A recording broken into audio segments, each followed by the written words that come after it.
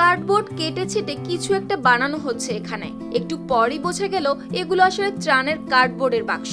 সেগুলো দিয়েই রমজান উপলক্ষে ফানুস বানাচ্ছেন এই নারী কারুশিল্পী।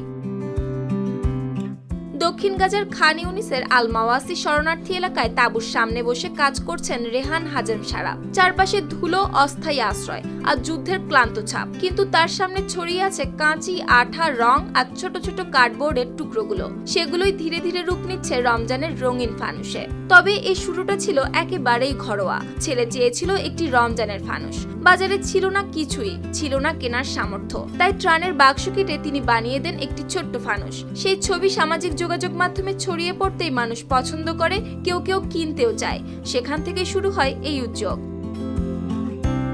কয়েক বছর ধরেই তিনি কাজ করছেন হস্তশিল্পের। উল দিয়ে তৈরি করেন পুতুল, উৎসবের সাজসজ্জা।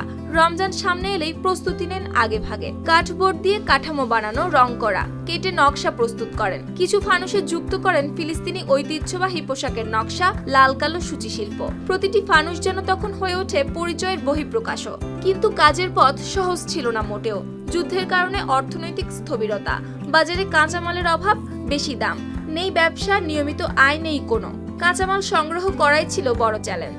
সীমান্ত পথ বন্ধ থাকায় রমজান থিমের কাপড় বা উপকরণ পাওয়া যাচ্ছিল না সহজে। তবু যতটুকু সম্ভব ততটুকু জোগাড় করে চালিয়ে যাচ্ছেন কাজ।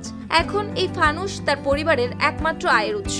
2 সন্তানের দেখভাল, দৈনন্দিন চাহিদা সবকিছুই নির্ভর করছে এই হাতে বানানো কারুশিল্পের উপর। এভাবেই ত্রাণের বাক্স একসময় যা ছিল কেবল বেঁচে থাকার উপায়, এখন সেখান থেকেই তৈরি হচ্ছে উৎসবের প্রতীক। সুপ্তি রায়, RTV।